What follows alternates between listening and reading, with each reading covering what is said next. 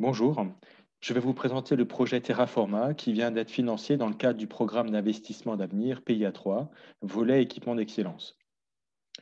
Terraforma vise à concevoir et à tester l'Observatoire intelligent des territoires à l'heure de l'Anthropocène. Il rassemble 42 partenaires, dont des laboratoires de l'INSU, de l'INE et de l'INSIS. Il s'appuie notamment sur les infrastructures de recherche OSCAR et RZEDA, qui rassemblent des observatoires de recherche en environnement. L'homme a modelé son environnement pour exploiter ses ressources, au point où l'habitabilité de la Terre est remise en question par ses actions. Il a notamment altéré les interactions complexes qui existent entre le vivant au sein des systèmes naturels. Dans ce contexte, les observatoires sont cruciaux pour documenter sur le long terme, comprendre et modéliser les trajectoires passées et futures de nos territoires. Il est cependant nécessaire de développer une approche holistique pour relever ces défis scientifiques. Le projet propose de changer de paradigme dans nos stratégies d'observation des systèmes naturels et ainsi répondre aux grands enjeux d'habitabilité de notre planète.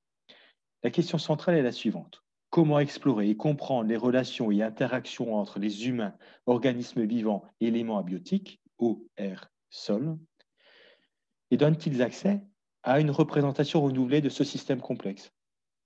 Le projet consiste donc à développer et à déployer des réseaux de capteurs hétérogènes pour démultiplier les points de vue.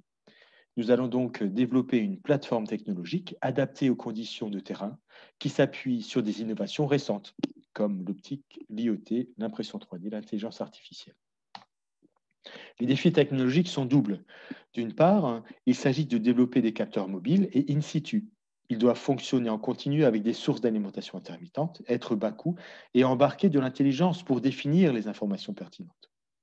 D'autre part, il s'agit de disposer d'une infrastructure de communication permettant de déployer des réseaux de capteurs hétérogènes, embarquant également des capacités de calcul. Dans ce projet, les nouvelles technologies servent les questions scientifiques des observatoires. L'aide accordée par l'ANR est de 9,6 millions d'euros.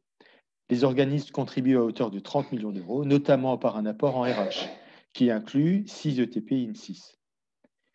Deux laboratoires INSIS sont impliqués, le LAS à Toulouse et le RPG à Nancy, et le projet s'appuiera sur le réseau Renatec. Le projet se veut ouvert et propose notamment de transformer les observatoires de l'environnement français comme plateforme de test et de qualification des nouveaux capteurs et systèmes environnementaux qui sont développés dans les laboratoires et notamment les laboratoires INSIS. Vous voyez que chaque laboratoire INSIS peut trouver à proximité un observatoire. N'hésitez pas à nous recontacter si vous avez des questions et merci pour votre attention.